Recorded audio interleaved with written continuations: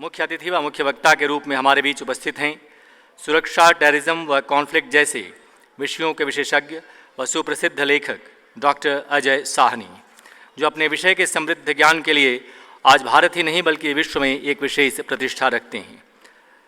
Doctor Sahni द्वारा आज के व्याख्यान का सारांश हम सब के लिए सामरिक मंथन का विषय होगा, जिसे the shifting borders of conflict के माध्यम से हम आत्मसात करेंगे। और अब महानिदेशक सीमा सुरक्षा बल श्री रजनीकांत मिश्र माननीय मुख्य अतिथि महोदय के सम्मान में एक बाल वृक्ष यानी सैपलिंग भेंट करेंगे।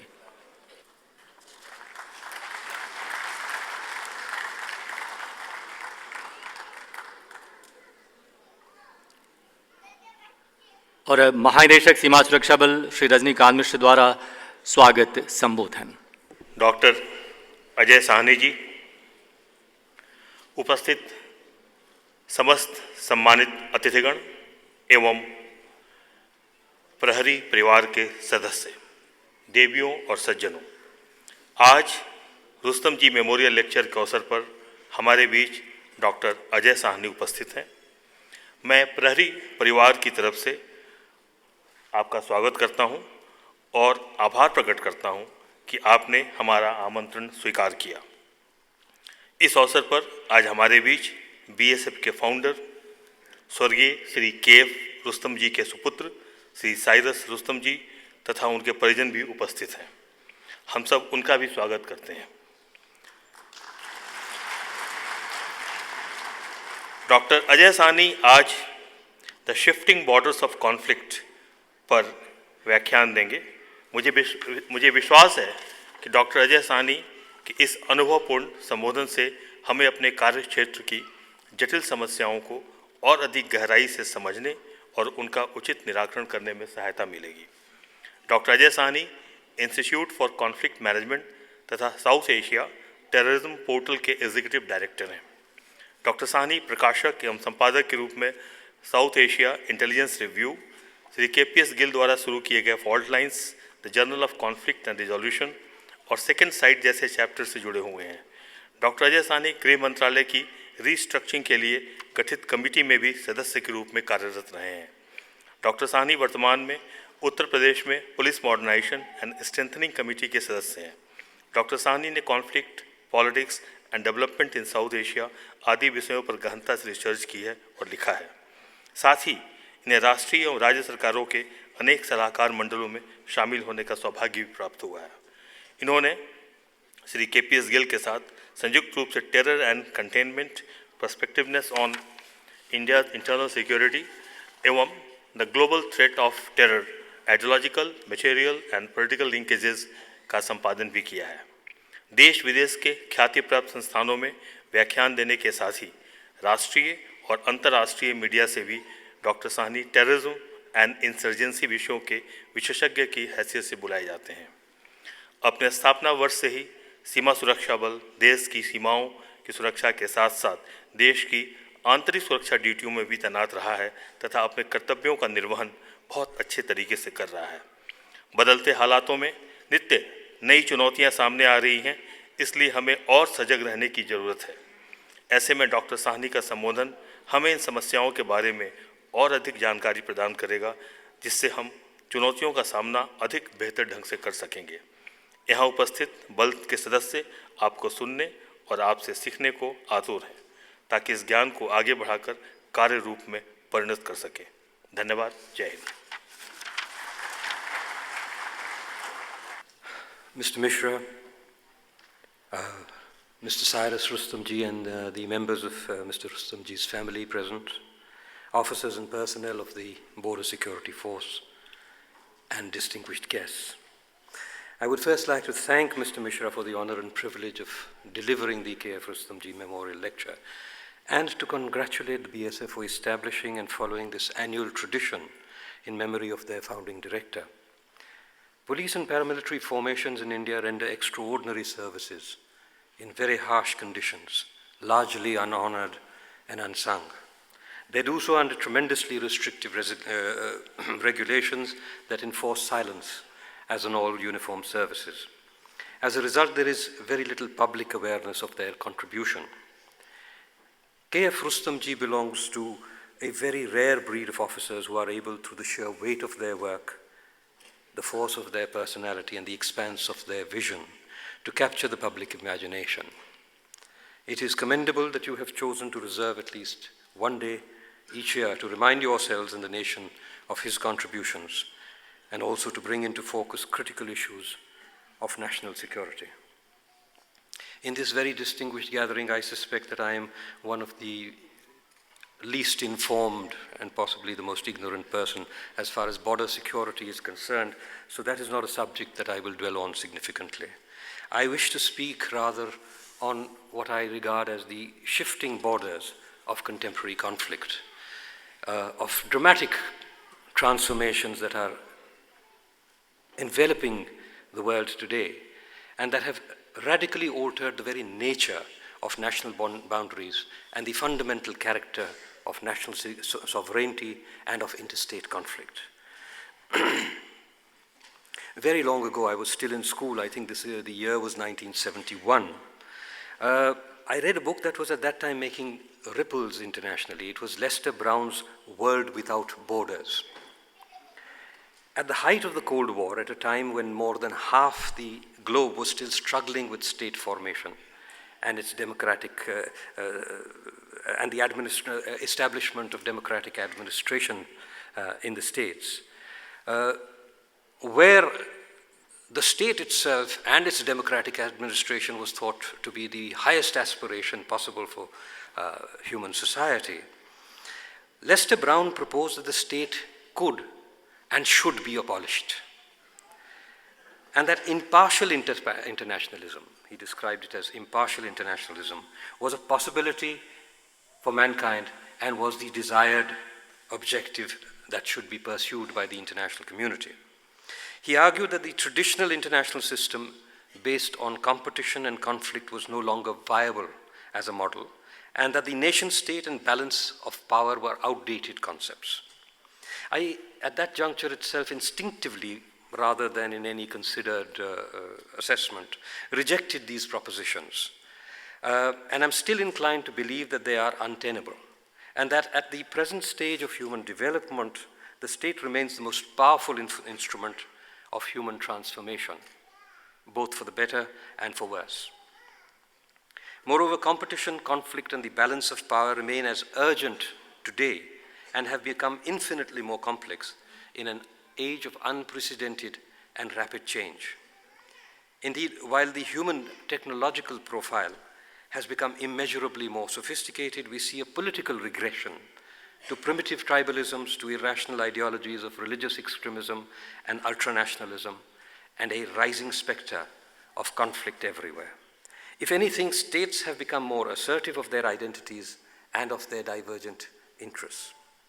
And the state, as traditionally imagined, lies within clearly defined boundaries, with its forces defending its integrity and its sovereignty through what are described as blood and iron wars when necessary. This has been the case for centuries, though borders have shifted, as has the nature of weapons and war. In this context, the essence of national security, defined, I use Walter Lippmann's definition, he says, a nation has security when it does not have to sacrifice its legitimate interests to avoid war and is able, if challenged, to maintain them by war. This is the essence of national security. Do you have the freedom to pursue your own national interests, or are there coercive forces that can impel you to abandon those interests? We have long seen in this context war as a dichotomy, a presence or an absence. We are either at war or at peace. Today, for instance, we celebrate long years of peace, decades over which the military force, or at least overwhelming or decisive military force, has not been necessary to resolve our conflicts with our neighbors. But war itself today is being reinvented. Enormous sources of power are being deployed by our adversaries against us. While manifest military violence between states, and particularly in the Indian neighborhood, may have declined, warfare has entered into every aspect of human activity, as political, economic, environmental, and technological violence escalate. The state's capacity to defend its legitimate interests, what we call the essence of national security, is being systematically challenged and eroded by these new ways of warfare.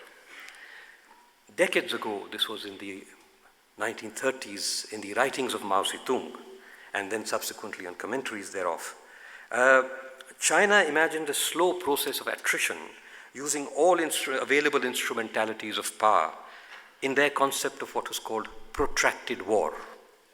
Now, this is what astonishes me, that these are ideas that have been in circulation for nearly a century, 90-odd years, and they have been articulated again and again, most prolifically by the Chinese themselves, as I will come back again to their developments.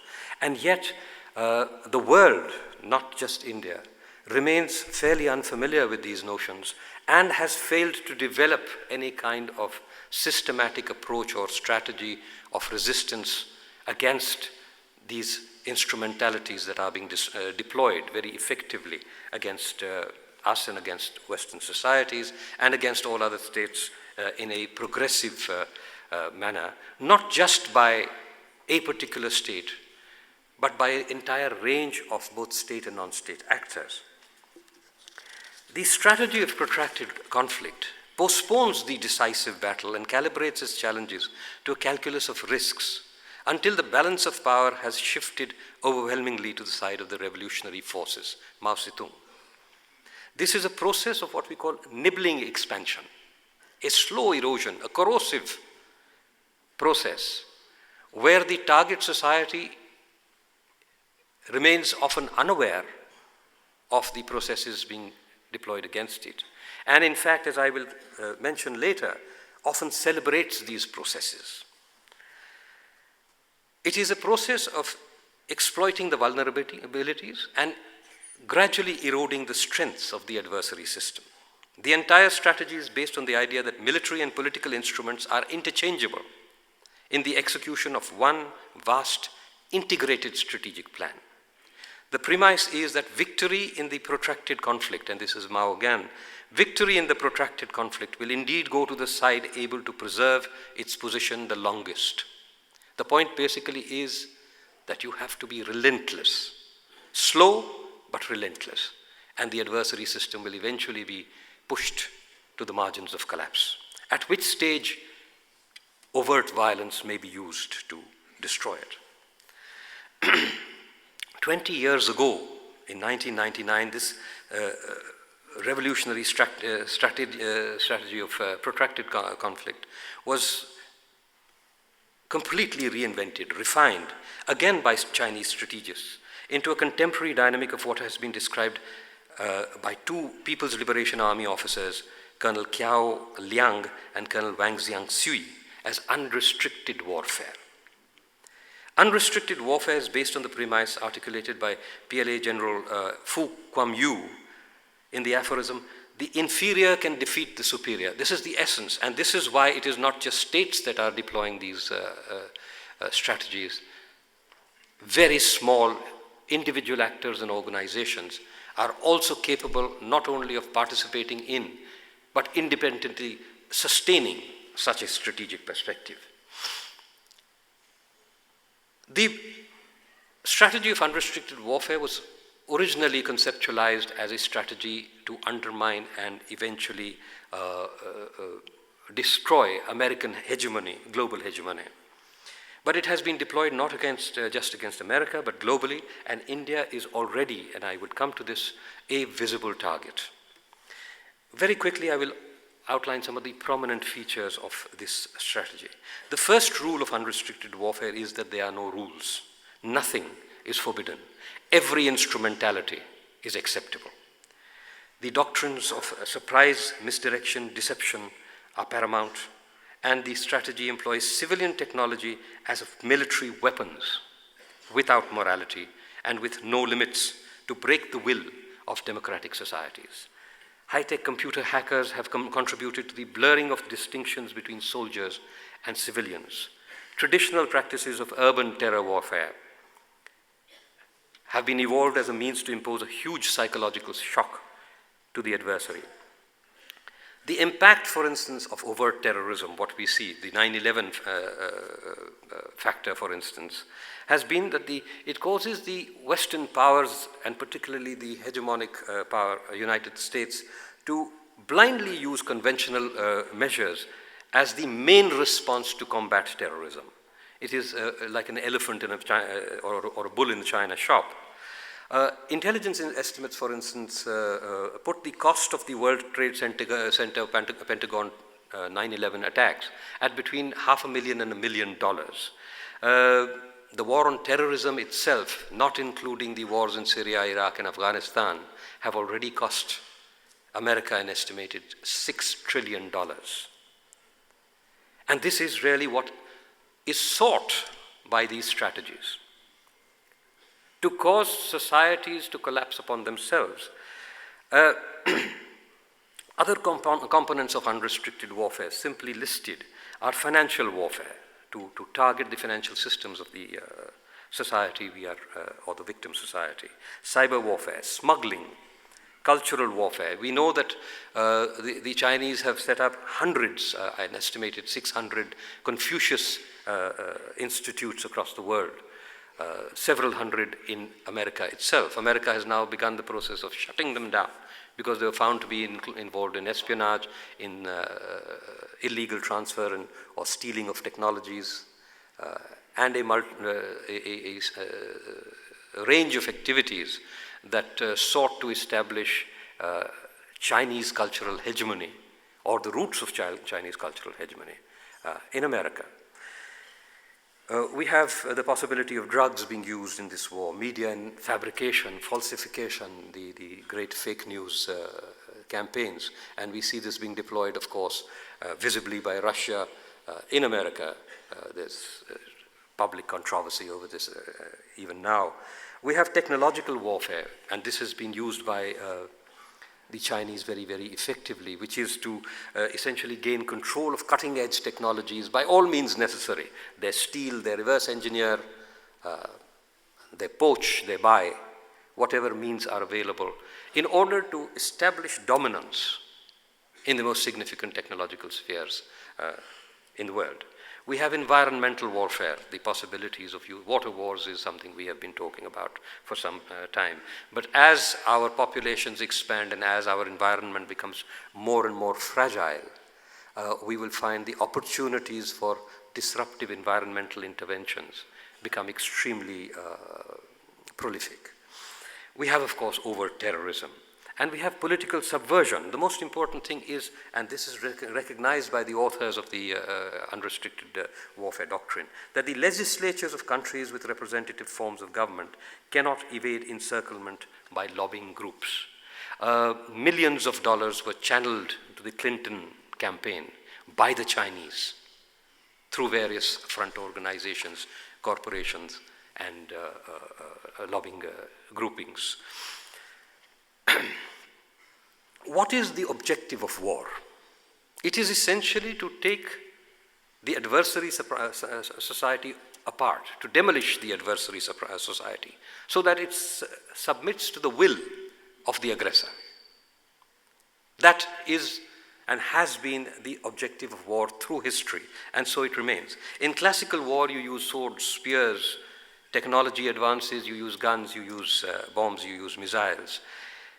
And you do this across clearly defined borders. That is traditional warfare. That is what we are all constantly trying to develop our strategies for. But any instrumentality that can inflict damage on the target system is just as good. If I can destroy you without shooting at you, in fact, that is something Sun Tzu says, that without using violence, if I can defeat the enemy, that is the highest virtue.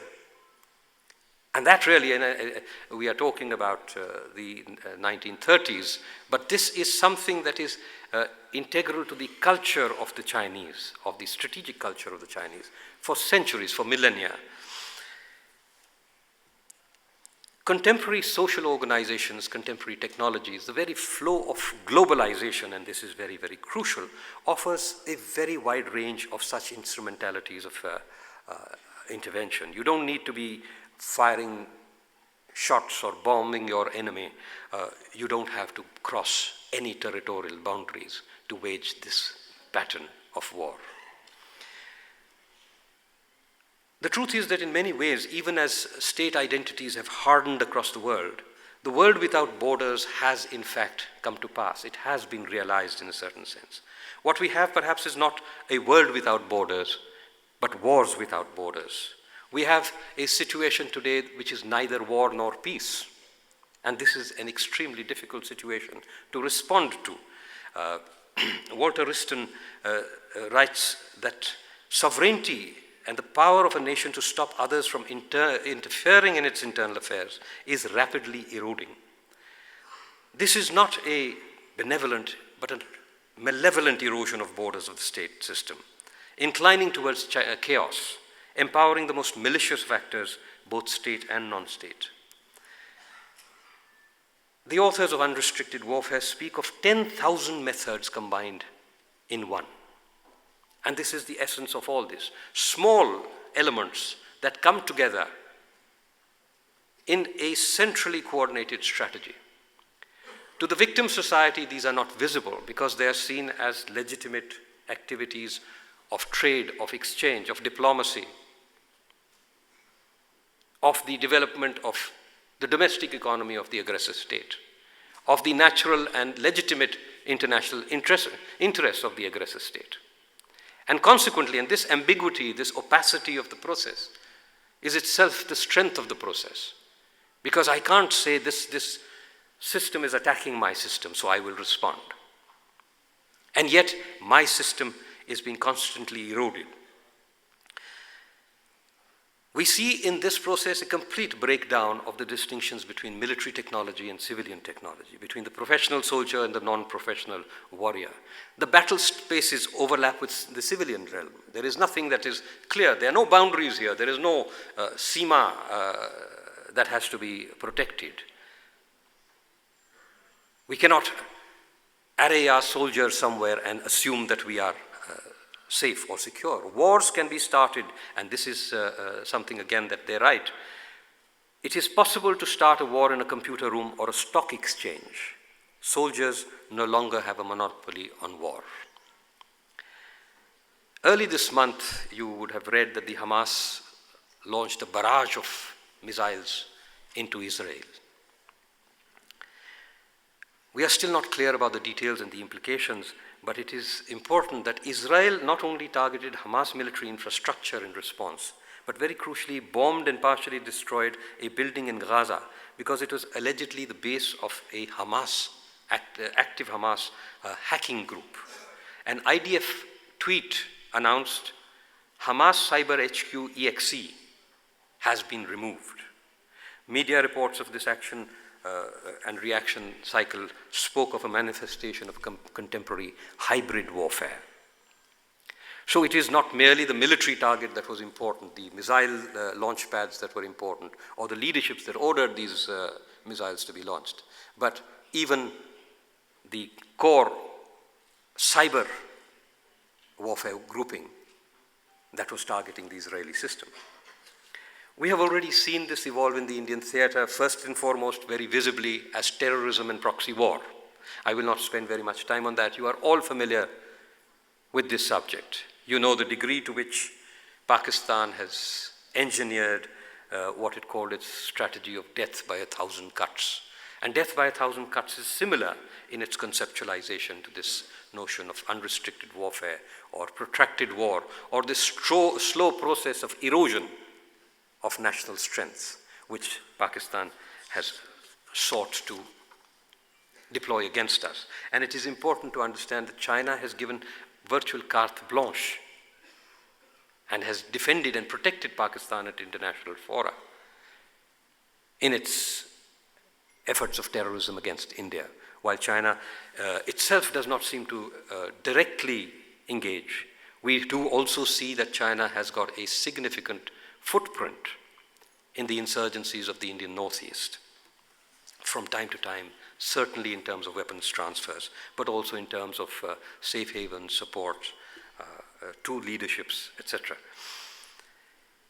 Explicit proxy war is now being refined by many global organizations, particularly the global Islamist organizations, Al-Qaeda, the Islamic State, to new concepts of attack, leaderless jihad, the idea that small groups can be catalyzed to act on their own in their own societies. You don't have to come to Iraq, to Syria, to Afghanistan to become part of the jihad. You can simply go out and start blowing things up exactly where you are. And how you are to do it can be communicated to you by a multiplicity of means. We have something that is being described as stochastic terrorism, indirectly enabled conspiracies. The Islamic State facilitating or simply calling for attacks against target systems. The vilayats where jihad has been declared as legitimate, and it is difficult or impossible for security agencies to predict who will respond to such calls. Similarly, you have something called scripted violence, where leaders talk or spread hate speech, call upon individuals to freely attack certain target systems or certain communities or certain institutions. And whoever is inspired by these words is free to go out and do so. We saw a terrible consequence of such attacks in Sri Lanka very recently. But despite the tremendous suffering and cost that terrorism and insurgency, often backed by foreign powers, have inflicted on India, these are relatively easier to fight. Relatively easier to fight. I am not trying to diminish or trivialize the threat of terrorism, particularly because these are identifiable threats. I immediately see what terrorism does. Moreover, the excesses of terrorism, the sheer brutality of these actions, tends to steal the national will to respond fitfully in India from time to time. But nevertheless, over the decades, we have created systems of response that have proven to be reasonably effective in containing, if not neutralizing, the terrorism. The instrumentalities that we are speaking of now, these borderless wars, these unrestricted wars, these wars that use all these methods and media to impact the target system, do not have such clarity about them. They are, as I said before, often celebrated by the target society, even while they destroy the fundamentals of the economy and of the state power. I will just give a couple of examples over here. Look at the trade wars and trade balance. You can talk about America if you like, but take very concrete examples of the Indian state. Between 2017-18, visible data suggested that India's trade deficit with China fell by $10 billion, reduced by $10 billion. Very, very happy to note this, and this was being celebrated by Indian economists, till it was found out that China was using Hong Kong to camouflage its exports. What we found is that the combined figures for China and Hong Kong actually resulted in an increase of the trade deficit by more than $6 billion between 2017-18. Interesting examples. India's import of mobile phone spares fell by 34.1% from China, but rose from Hong Kong by 728%. LAN and adapter cards imported from China fell by 32%. Imports from Hong Kong increased by 173%. Digital monolithic integrated circuits from Hong Kong increased by 6,017%. Local value addition in Indian smartphones is no more than 2 to 3%. We talk all about the Indian smartphones. There are no Indian smartphones. They are screwdriver technologies. They are kits that are imported by China. I suspect there are no smartphones anywhere in the world today which are not Chinese. You are aware that almost the entire Apple manufacturing facilities are in China. Everyone is simply assembling and it's not just like this. Target nations set up barriers, protectionist barriers, tax barriers, So what do we find? The Parliamentary Standing Committee on Commerce last year said that Chinese manufacturers were rerouting their products through markets of other countries that had free trade agreements with India. ASEAN members serve as hubs for Chinese exports to circumvent all our anti-dumping and countervailing duties. We also have under-invoicing, misdeclaration, smuggling. Between April and December 2017-18, we had 1,127 cases of detected smuggling, resulting in the seizure of 540 crores worth of Chinese goods. Now we know that smuggling, discovered smuggling is usually a tip of an iceberg, probably 2, 3, 4, 5 percentage points of the total volume of illegal trade.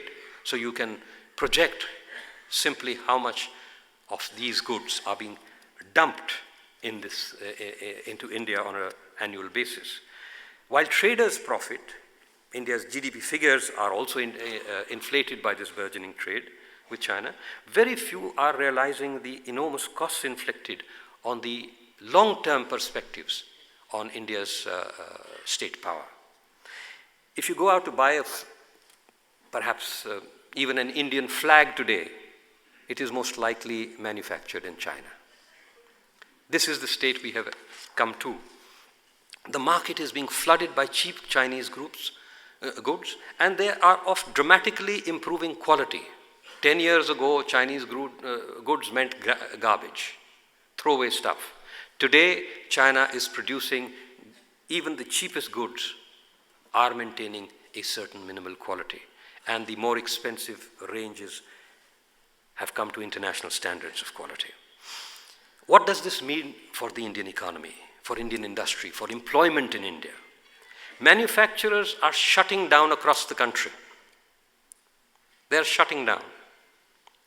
Or they are simply rebranding Chinese goods or using screwdriver technologies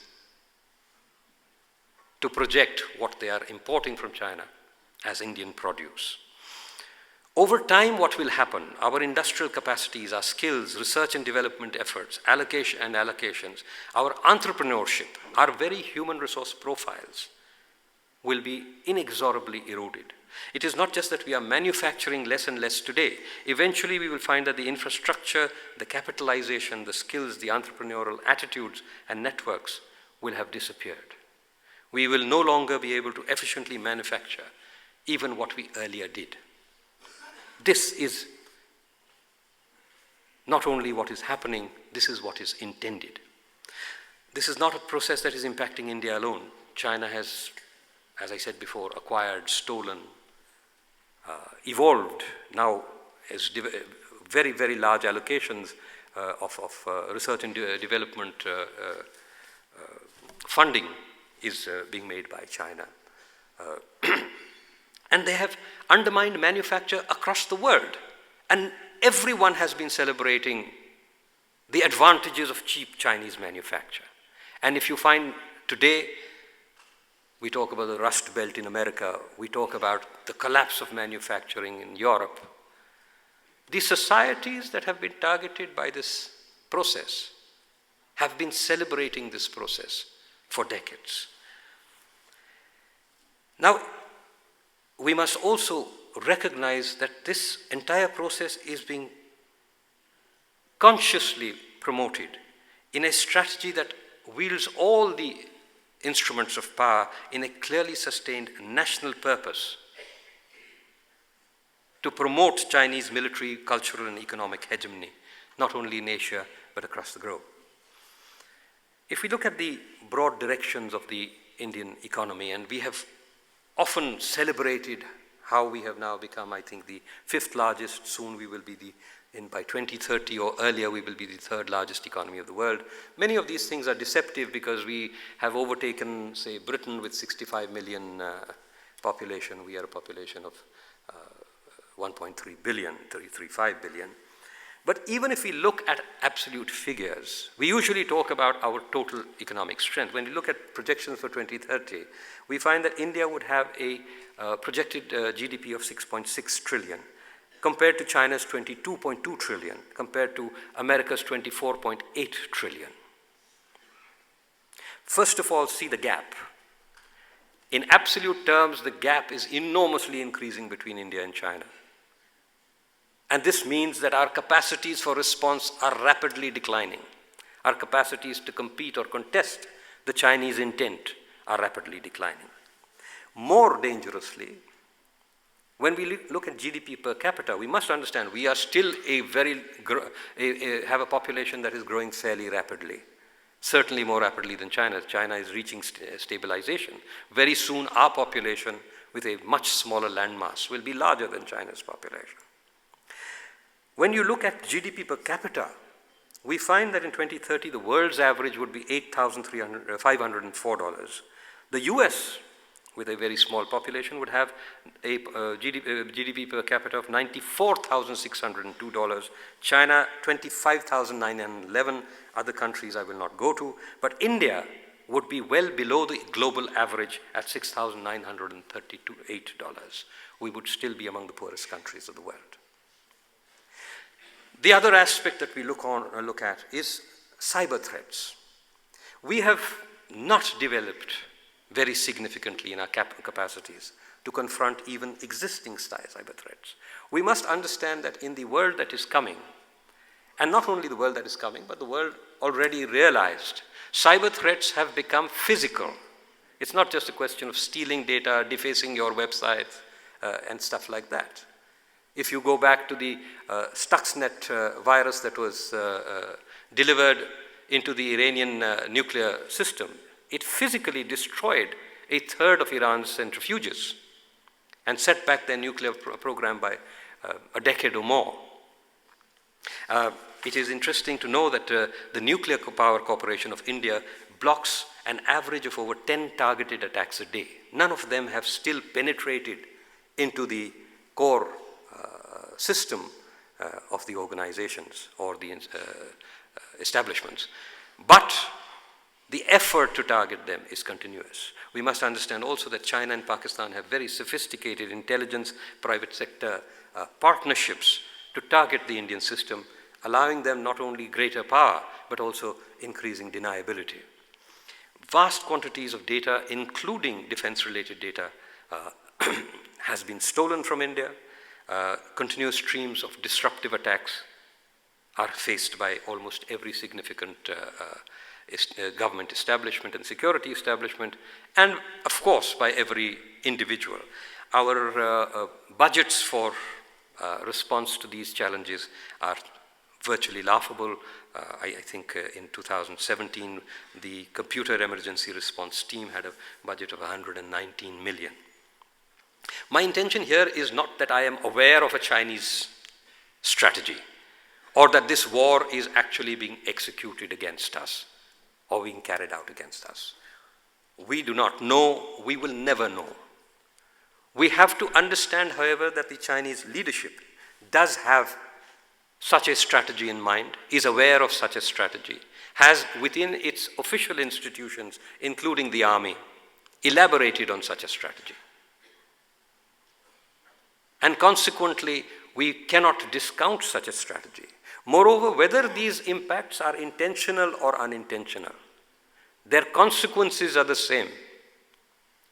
Whether you are dumping cheap goods into this country simply because it serves your economic purpose, you make money, you make profits, or whether you are doing so with the intent to harm this country, the impact is exactly the same.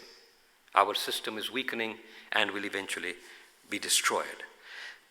As I said before, these are processes which do not have the clarity, for instance, of a terrorist attack. There is an opacity, and consequently there is a deniability. And consequently there is the capacity of constant, sustained, continuous self-deception in the victim societies. What I am trying to tell you is that the very nature of power has been transformed globally, and it has been transformed dramatically, as have been the means and media of power projection. These trends are being significantly worsened as a result of a global leadership void, as a result of which we do not really have the capacities to mount effective strategy of response.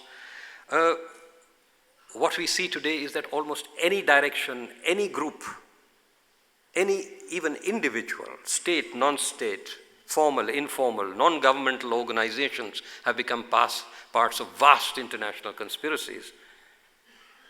Anywhere, the threat can emerge from just about anywhere. There is no clarity, no capacity to predict where and when such things will happen. So the entire spectrum of economic, social, and political activity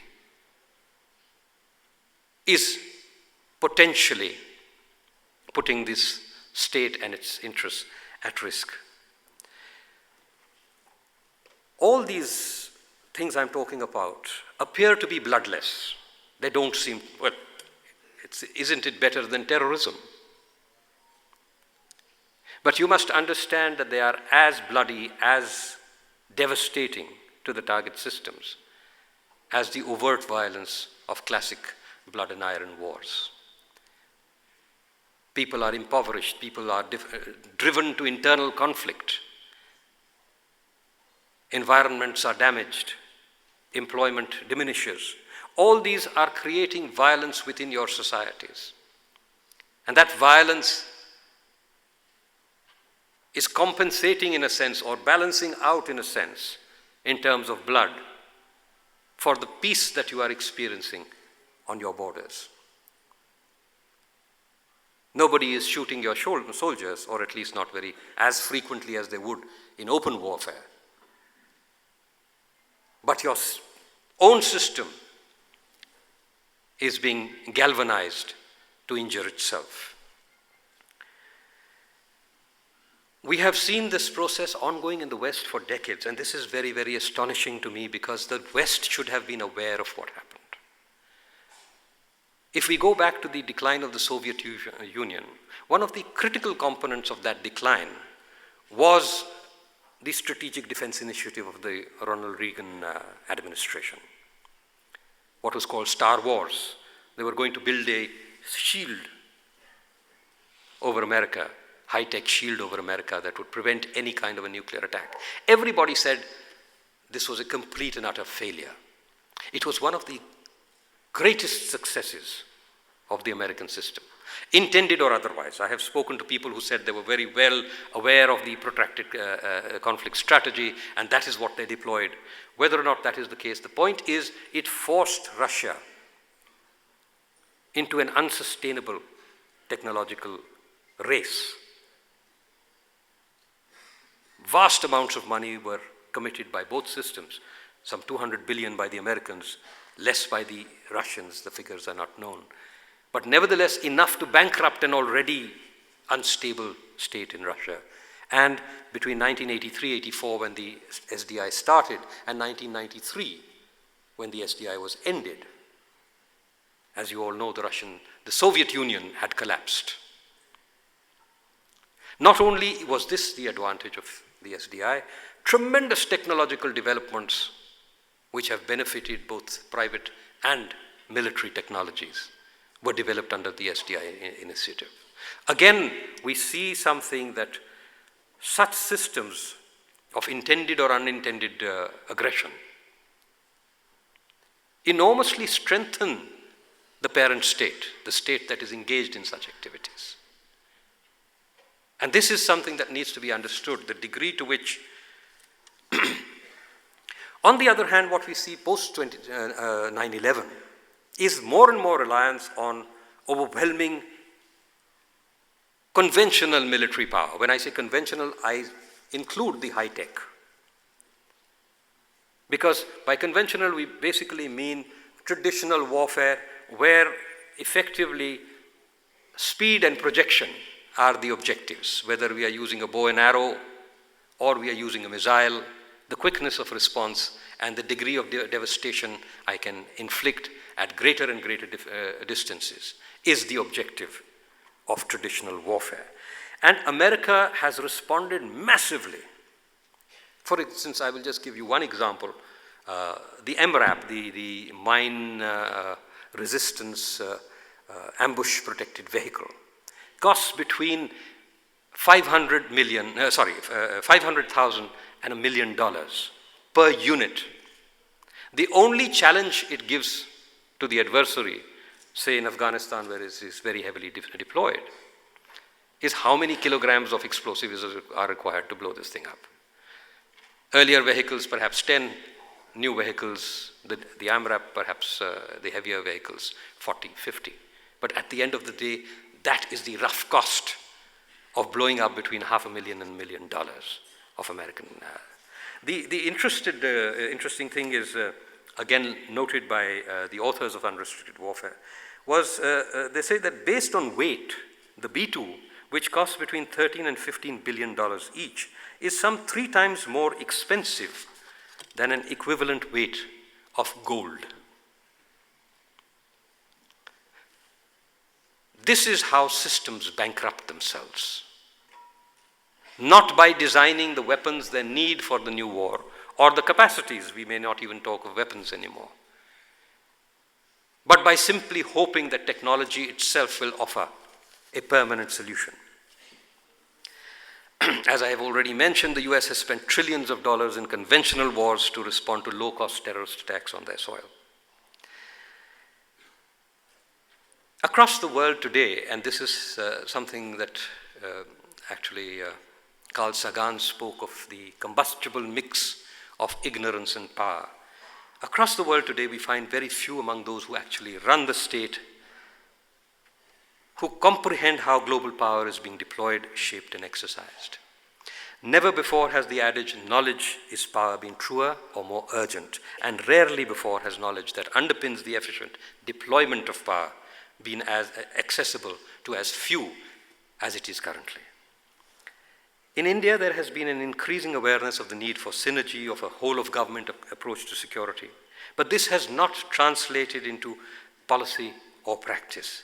Institutional cultures of governance, and more so of the specialized agencies concerned with security and intelligence, where such synergy is even more urgently needed, militate against the shared environments, responsibilities, infrastructures, and ethos that are necessary in the borderless, indeed often formless wars that we now have to contend with. If India is not to fail, it is now imperative that we forge our own strategy of 10,000 methods combined in one. Thank you very much. माननीय doctor Ajay Sahni, Shri Rajinikanth मिश्र, महानिदेशक सीमा सुरक्षा बल, वीरता तथा सराहनीय सेवा के लिए सम्मानित कार्मिकगण, सम्मानित अतिथिगण, मीडिया के प्रतिनिधियों, देवी और सज्जनों, सीमा प्रहरी परिवार रुस्तमजी स्मृति व्याख्यान के सुअवसर पर डॉक्टर अजय साहनी द्वारा शिफ्टिंग बॉर्डर्स और कॉन्फ्लिक्ट विषय पर व्याख्यान देने के लिए उनका आभार प्रकट करता है। व्याख्यान के दौरान जहां उन्होंने प्रोटेक्टेड वार के बारे में बताते हुए ये बताया कि कैसे inferior can defeat the superior, वहीं दूसरी तरफ उन्होंने टेक्निकल थ्रेट के बारे में बताते हुए ये भी बताया कि कैसे साइबर थ्रेट अब फिजिकल डैमेज की बात करते हैं और कैसे हमारे न्यूक्लियर रिएक्टर्स के ऊपर लगभग एक दिन में 10 बार साइबर थ्रेट की घटनाएं होती हैं। इस ज्ञानवर्धक व्याख्यान से उन्होंने प्रहरी परिवार के सदस्यों को अनुग्रहित किया है। इस विषय से संबंधित नए वैचारिक आयामों का परिचय कराने के लिए हम उनके अत्यंत आभारी हैं। आपका बहुत बहुत धन्यवाद।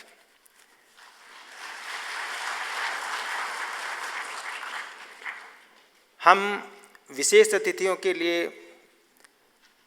आभार प्रकट करते हैं जिन्होंने अपना बहुमूल्य समय देकर इस कार्यक्रम की शोभा बढ़ाई। इस कार्यक्रम को सार्थक और सफल बनाने के लिए हम आपका धन्यवाद करते हैं।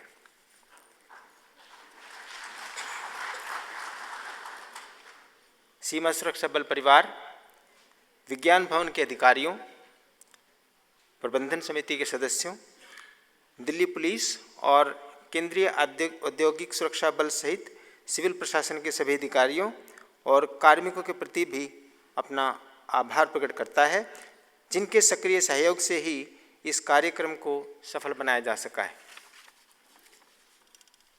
आयोजन समिति के समस्त सदस्यों के परिश्रम ने इस कार्यक्रम को उच्च स्तर प्रदान किया है। हम समिति के सभी सदस्यों एवं कार्यक्रम से जुड़े सभी लोगों का धन्यवाद करते हैं। आप सबके प्रति एक बार पुनः आभार प्रकट करते हुए मैं धन्यवाद ज्ञापन समाप्त करता हूँ। धन्यवाद। जय हिंद।